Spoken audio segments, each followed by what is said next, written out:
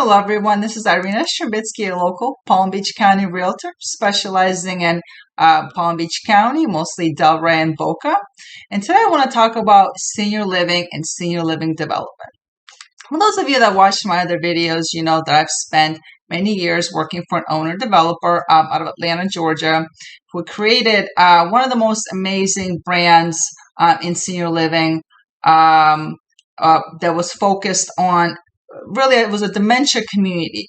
It was something that hasn't been done before. It did really well. It was an awesome concept. And what I want to tell in this video is that senior living is one of the most competitive and actually saturated industries in the country. However, there are still untapped opportunities if you are a developer or you manage a fund that is looking to develop senior living. However, these opportunities are very nuanced. Here's what I mean by that. So some of this is my own personal opinion, whereas I've spent 8 years in senior living working at every type of project, from super luxury to midline to even communities that take Medicaid, to independent living, assisted living, high acuity assisted living, and different type of memory care. So I've really done it all. So some of this is my personal experiences. I worked all over the South. I worked in Florida. I worked in Georgia. I worked in South Carolina, Alabama, Louisiana. And I'm also fairly familiar with other markets around the country, as with the prior developer. We really researched a lot of information. We had a lot of projects in the pipeline that the owner just decided not to do because he had already so much going on. But these are still amazing ideas that can be done and can be very successful. So here's my personal opinion. Assisted living and memory care, too saturated. Over the years, the acuity has gone up sky high. And for those of you that are not familiar with acuity is, that means the level of assistance that your residence needs. I remember when I first started out, the type of resident that we were getting in assisted living is the type of residents currently moving into an independent living. And the type of residents that used to move into independent living, for the most part, are now moving into 55 and older communities.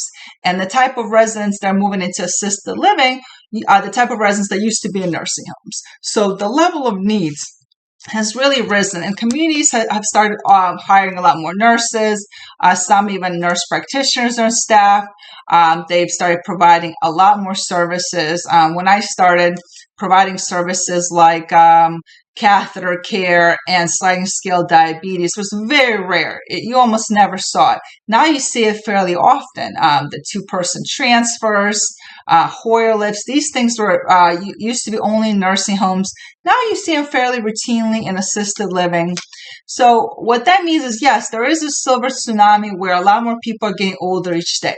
However, because the acuity has gotten so much higher, that window, even though there's a lot of age demographic that's maybe eligible, because of how high the acuity has gotten, it's still, the numbers are shrinking and shrinking.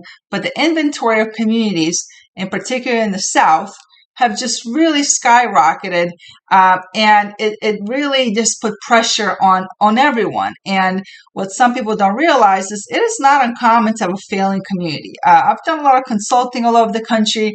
It is not unusual to see communities half full or less, losing money each month. Beautiful communities, but they were built in the wrong place, maybe the wrong type of community for the area.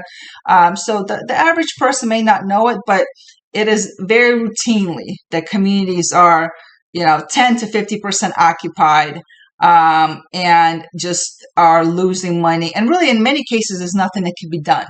The problem with senior living, especially assisted living and memory care, it really can be repurposed. It can be turned into residential because the apartments are built to code. Everything's very handicapped accessible. It's expensive to build. You have things like fire doors and all kinds of different things. Sometimes it's steel construction. So it's very expensive to build and impossible to repurpose. You may be able to repurpose into some lower end senior living, but the repurposing of senior living is limited, which is why you only have one chance to get it right. So, but there's still things where I see an opportunity. And there was working with the prior owner developer, we had a lot of projects in the pipeline that we never got to do, which I still think would be amazing. And these are focused on 55 and up communities and also independent living. So I've developed several models over the years of working with developer, things that we tested, we researched, really ran through that I still would work, and in particular here in Southeast Florida and the Boynton Beach area, in different parts of Fort Lauderdale. The key is it has to be something different. You cannot come into a saturated market with a cookie cutter community that someone else has. And one of my specialties is I have been someone that has been on the ground in a very successful startup where we had no money, very little money, a small team, and these communities were, leased up to 100% at market value, and had amazing had amazing reputations, and were really the talk of the town because they brought a little different flair to the senior living market. They filled the gap. And that is what is key to remember. You have to fill a gap. So how do you know how to fill a gap?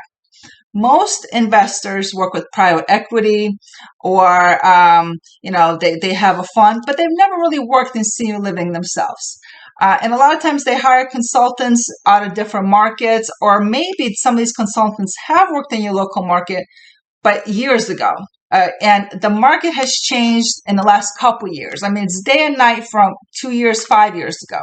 And it's a consistently changing market. So if you want to build in the immediate, you really need to consult someone that has, in recent years, worked in that particular market, understands what sells and what the buyers are willing to pay for it.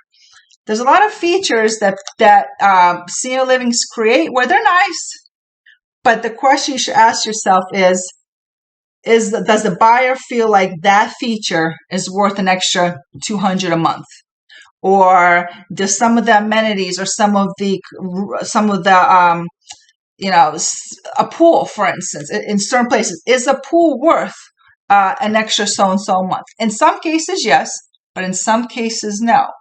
And in order to really understand what your customer wants, you really need to work with and consult with someone that has been there, that knows the customers, their kids, and what they're willing to pay for and what they like to see. Just another thing is I've consulted for some communities where it was a beautiful community that was built, but it was so senior unfriendly. And I remember asking the owners, and I said, well, why did you build it this way? Why did you build these long hallways? And they said, well, I liked it.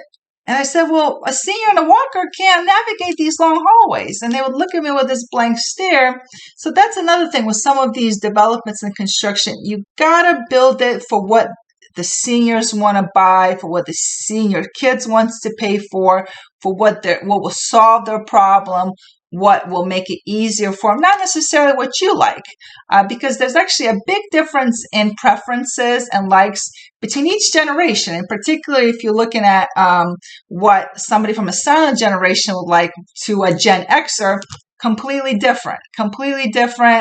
And you really have to have been in that senior living environment for years and really get to know the customers to understand what their needs and wants are, and if you're able to replicate that in a certain market. Sometimes it's just not feasible. Sometimes land's not available, but there are definitely opportunities there. And I have a couple of projects that I have developed where I think if done right, these would be very successful development projects and are a little different than what's available. And some of them are a little similar to things done around the country, and those projects have been very successful.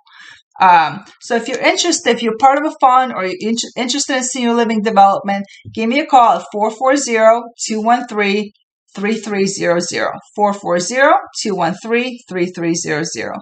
Thank you and have a good day.